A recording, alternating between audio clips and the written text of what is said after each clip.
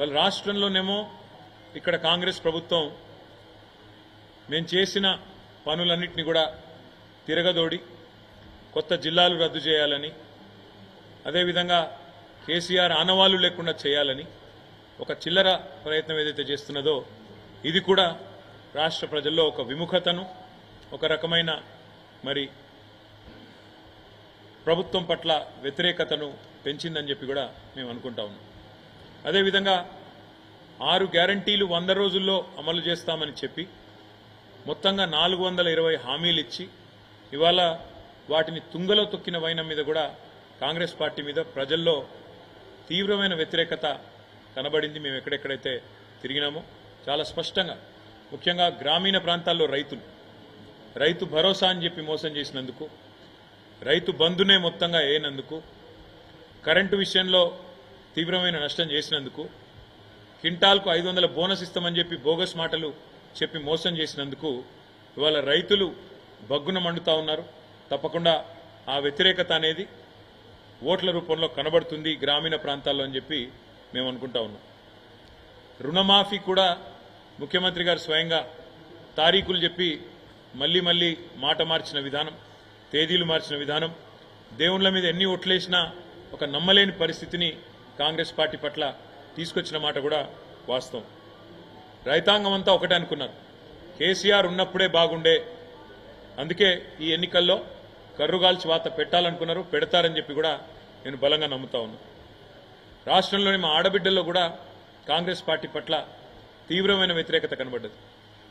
మహిళలకి 100 రోజుల్లోనే 18 ఏళ్లు నిండిన 1,67,00,000 మంది ఆడబిడ్డలకు నేను నెలకు 2,500 రూపాయలు 100 రోజుల్లోనే ఇస్తానని చెప్పి ఏదైతే మాట ఇచ్చారో ఆ హామీ నెరవేర్చకపోవడం, అది మాత్రమే కాకుండా తులం బంగారం అని, స్కూటీలని, పెద్ద మనుషులకు కూడా 4,000 పెన్షన్లని, అదేవిధంగా చివరికి మాటలన్నీ పెద్ద మాటలు చెప్పి మంచినీళ్ళకి మళ్ళీ ఒక్కసారి రోడ్డున పడాల్సిన దుస్థితి, పిందెలు పట్టుకుని రోడ్డుకెక్కే పరిస్థితి ఏదైతే ఈ ప్రభుత్వం తెచ్చిందో దానివల్ల మహిళలు ముఖ్యంగా వారు కూడా తీవ్రమైన ఆగ్రహంతో ఈ ప్రభుత్వాన్ని క్షమించే పరిస్థితిలో లేరు.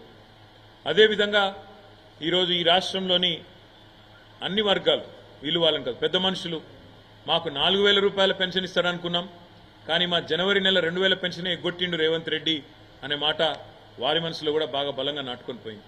అట్లా ఏ ఒక్క వర్గం కూడా ఇవాళ కాంగ్రెస్కు కొత్తగా తోడైంది లేదు. అట్లని చెప్పి బీజేపీ పైన కూడా పెద్ద సానుకూలత లేదు. 10 ఏళ్లలో ఏమీ చేయని బీజేపీ 10 ఏళ్లలో 4 ఎంపీలను గెలిపించినా ఏమీ జరగలేదు, ఏమీ చేయలేదు, వాళ్ళ వల్ల ఒరిగింది సున్నా అనే విషయం పూర్తి స్థాయిలో ప్రజలకు అర్థమైంది. అడ్డగోలుగా పెరిగిన పెట్రోల్ ధరలు, డీజిల్ ధరలు, నిత్యావసర వస్తువుల ధరలు, సిలిండర్ ధరలు ఇవన్నీ కూడా విరమైన తర్వాత మోడీ గారి ప్రభుత్వం మీద కూడా వ్యతిరేకత కనబడతా ఉంది.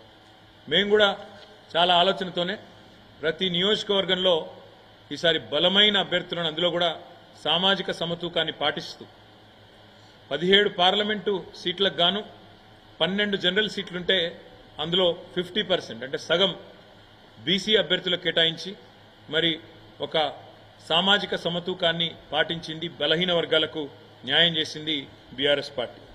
అదేవిధంగా అభ్యర్థులు కూడా చాలామంది సీనియర్ నాయకులు, బలమైన నాయకులు, బ్రహ్మాండంగా గతం నుంచి కూడా కార్యకర్తలతో మంచి సంబంధాలు, పార్టీతో ప్రజలతో మంచి సంబంధాలున్న నాయకులకు మెయిన్ టికెట్లు ఇస్తే కాంగ్రెస్ పార్టీ మాత్రం చివరి నిమిషంలో వచ్చిన పారాషూట్ లీడర్లు, అందులో ముఖ్యంగా బీఆర్ఎస్లోంచి ఇతర పార్టీలోంచి ఎత్తుకొని పోయిన పారాషూట్ లీడర్లకు కాంగ్రెస్ కానీ బీజేపీ కానీ దాదాపు 6-7 చోట్ల బీజేపీ అభ్యర్థులు మా పార్టీలోంచి పోయిన వాళ్ళే, 4-5 చోట్ల కాంగ్రెస్ అభ్యర్థులు కూడా మా పార్టీలోంచి పోయిన వాళ్ళే. కాబట్టి సొంత పార్టీలోనే, వాళ్ళ సొంత పార్టీ కాంగ్రెస్లోనే వారి పట్ల విముఖత, వ్యతిరేకత కూడా స్పష్టంగా కనబడ్డది. మా అభ్యర్థుల పట్ల సానుకూలత, వారి అభ్యర్థుల పట్ల వ్యతిరేకత.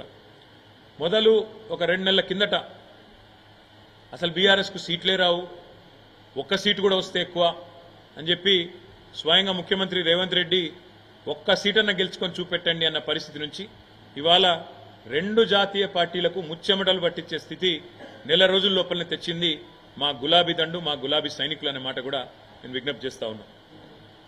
కొన్ని చోట్ల కాంగ్రెస్ మాకు ప్రత్యర్థిగా ఉండే, కొన్ని చోట్ల మాకు బీజేపీ ప్రత్యర్థిగా ఉండే, కానీ మొత్తం రాష్ట్రంలోని 17 సీట్లలో అంతటా కూడా ధీటుగా పోటీనిచ్చింది మాత్రం ఖచ్చితంగా బీఆర్ఎస్ అనే మాట నేను మీకు విజ్ఞప్తి చేస్తా ఉన్నా. ఇవాళ ఒకటి మాత్రం స్పష్టం, ఢిల్లీలో కుస్తీలు, గల్లీలో దోస్తీలు. కాంగ్రెస్ బీజేపీ రాజకీయం చూస్తే ఢిల్లీలో కుస్తీ, గల్లీలో దోస్తీ అన్నట్టుగా ఇలా వ్యవహారం నడుస్తూ ఉంది. ఢిల్లీలోనేమో ఏదో కొట్లాడుతున్న యాక్టింగ్, కానీ ఇక్కడ దాదాపు 6-7 సీట్లలో ఇవాళ తెలంగాణలో కాంగ్రెస్ పార్టీ బలహీనమైన డమ్మీ అభ్యర్థులను పెట్టి ఇవాళ కరీంనగర్తో సహా, నిజామాబాద్తో సహా, అదేవిధంగా నిజామాబాద్లో డమ్మీ అభ్యర్థి నేను ఎందుకంటా ఉన్నా అంటే జీవన్ రెడ్డి గారు సీనియర్ నాయకుడే, కానీ ఆయన పోటీ చేయాలనుకున్నది కరీంనగర్ నుంచి. ఆయనను బలవంతంగా ఆయనకు ఇష్టం లేని నిజామాబాద్లో రుద్దింది కాంగ్రెస్. కరీంనగర్ అభ్యర్థి ఎవరో ఎవరికి తెలియదు. సికింద్రాబాద్ అభ్యర్థి అసలు ప్రచారం కూడా దాదాపు లాస్ట్ 10 రోజుల వరకు చేయలేదు. మల్కాజ్గిరి అభ్యర్థి ఆ ప్రాంతం కనీసం సుపరిచితం కూడా కాదు, పరిచయం కూడా లేదు. ఇట్లా 6-7 సీట్లలో డమ్మీ అభ్యర్థులను పెట్టి రేవంత్ రెడ్డి గారు మరి బీజేపీని గెలిపించడానికి కిషన్ రెడ్డి కంటే ఎక్కువ రేవంత్ రెడ్డి కష్టపడ్డాడన్న మాట నేను విజ్ఞప్తి చేస్తా ఉన్నా.